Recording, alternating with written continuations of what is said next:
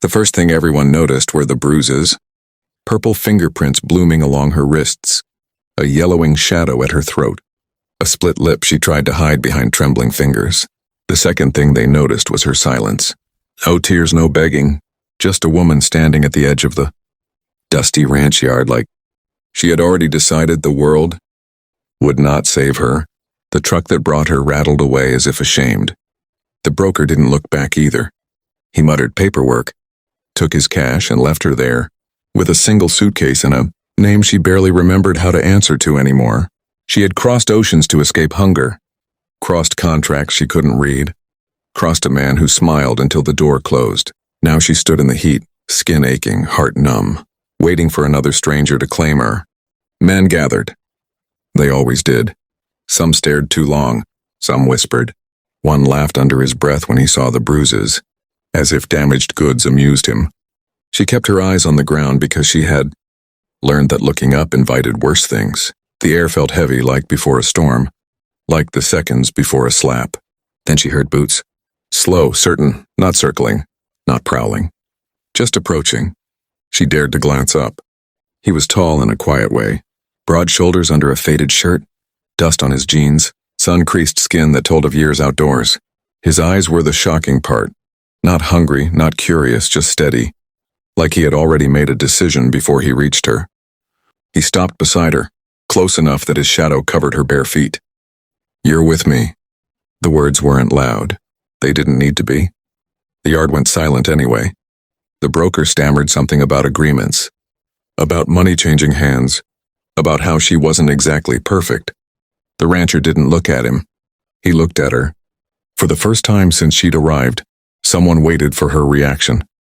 Her hand shook. She nodded because nodding was safer than speaking, because something in his voice felt like a door closing between her and the men staring. He took her suitcase without asking, turned and walked. He didn't check to see if she followed. He knew she would. The house was small, clean, and painfully quiet. No shouting. No slammed doors. No footsteps behind her counting how long she took to move. He set the suitcase down and pointed to a chair. "Sit, I'll get water."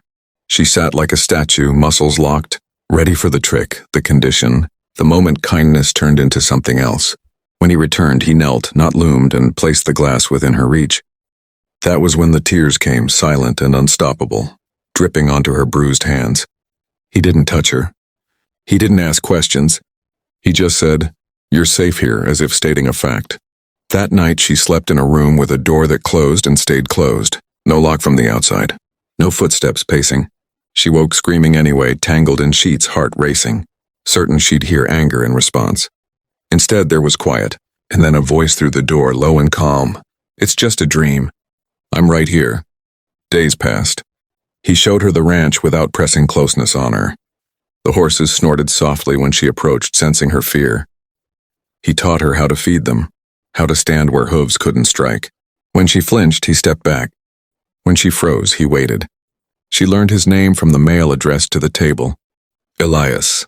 She learned his habits, the early mornings, the way he fixed fences with patience instead of force, the silence that wasn't empty but full of listening.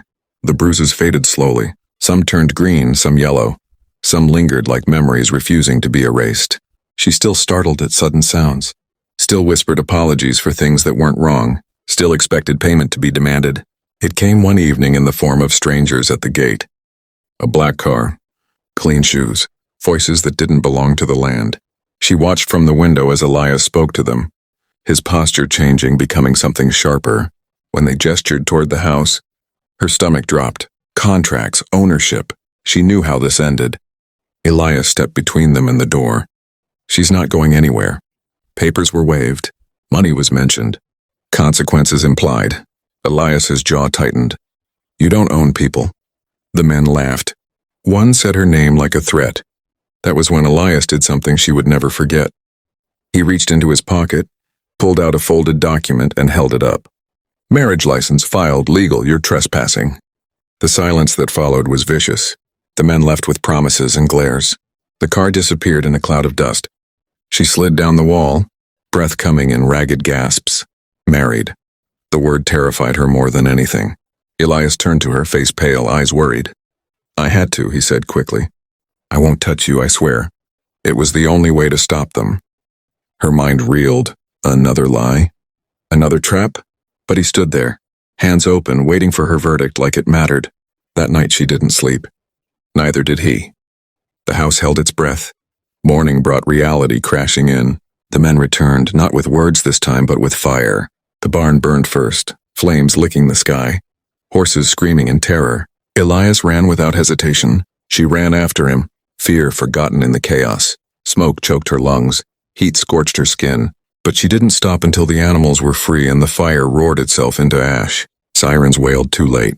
The men were gone. The damage remained. As they stood in the blackened ruins, she saw something new on Elias's face. Not anger, resolve. They'll come back, he said. And next time they won't stop at threats. Her voice shook when she spoke, the first full sentence she'd said in days. Then we run. He looked at her like she'd struck him. No, we fight. The fight wasn't fists or guns. It was paperwork and witnesses and records dug from dark places. Elias had suspected the broker for years. He had been collecting proof quietly, patiently, waiting for the right moment. Her arrival had forced his hand. She testified. Her voice cracked. She cried. She remembered things she wanted buried. Elias sat behind her the entire time, a silent anchor. The broker fell first, then the network. Names spilled. Doors closed. The world cracked open just enough to let light in. When it was over, she returned to the ranch alone. The barn was being rebuilt. The house smelled like fresh wood and hope. Elias waited on the porch, unsure, vulnerable in a way that shocked her more than any bruise ever had. You don't owe me anything, he said. The marriage can be undone. She walked up the steps, heart pounding. What if I don't want it undone? He didn't answer. He let her choose.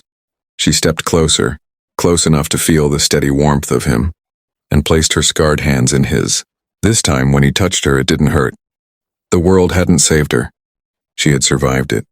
And in the quiet after the storm, she realized something even more shocking. She wasn't broken. She was free. Freedom didn't arrive gently. It tested her. In the weeks that followed, silence became louder than screams ever were. Nights stretched long, filled with memories that crawled out when the lights went out. She woke gasping, sometimes with Elias's name on her lips, ashamed of needing anyone at all. Each time he was there, but never closer than she allowed. A cup of tea left outside her door. A note on the table. A steady presence that never demanded repayment. The town noticed the burned barn, the rebuilt fences, the woman who walked the land like she belonged to it now. Whispers followed her into the market. Some said she trapped him. Others said he bought her pity. One woman spat near her feet and muttered that broken things should stay hidden. That night she nearly packed her suitcase. Elias found it open on the bed. He didn't ask why. He just leaned against the doorframe, eyes tired. If you leave, he said quietly, I'll understand. But don't go because you think you're a burden. Her chest tightened. What if I ruin this place? She whispered. What if I ruin you? He stepped closer than ever before, slow enough that she could stop him. She didn't. This place was lonely long before you came, he said, and I was already ruined in my own ways. Her hand trembled as she closed the suitcase. That was the night she stayed. Not because she was rescued, but because she chose to remain. Trouble came again, as it always does when peace starts to feel real. A lawsuit, a false claim. Someone wanted the land, wanted revenge, wanted to erase what Elias had exposed. Papers arrived thick with threats. She watched his shoulders tighten as he read them, the weight settling back onto him. This time she didn't shrink. She learned the books, learned the numbers, learned the ranch from ledger to fence post. She spoke in meetings. She argued. She stood in court again, not as a victim, but as a partner. When her voice shook, she let it. When people stared, she stared back. They won. The case collapsed. The land remained. On the drive home, Elias pulled the truck over without warning. The engine ticked as it cooled. He turned to her, eyes raw. I never meant for you to have to fight again. She reached for him first. The contact was tentative, electric. I wasn't fighting them, she said. I was fighting the part of me that believed I deserved what happened. He exhaled, forehead resting against hers, not kissing, not crossing the line. Just breathing together. The kiss came days later under a sky heavy with stars. When she laughed, actually laughed at something small and stupid. The sound startled them both. He froze, waiting for her permission even then. She kissed him before fear could steal the moment. It wasn't desperate. It wasn't rushed. It was soft, uncertain, real. Love didn't erase the scars. Some mornings she still saw the bruised woman in the mirror. Some nights he woke drenched in sweat from dreams of fire and loss. But they learned each other's shadows, learned where not to step, learned that healing wasn't linear. When the rebuilt barn opened, the town gathered. She stood beside Elias, hand in his, no longer hiding. Someone asked who she was. She answered without hesitation, "I'm home." And for the first time, the word didn't feel like a lie.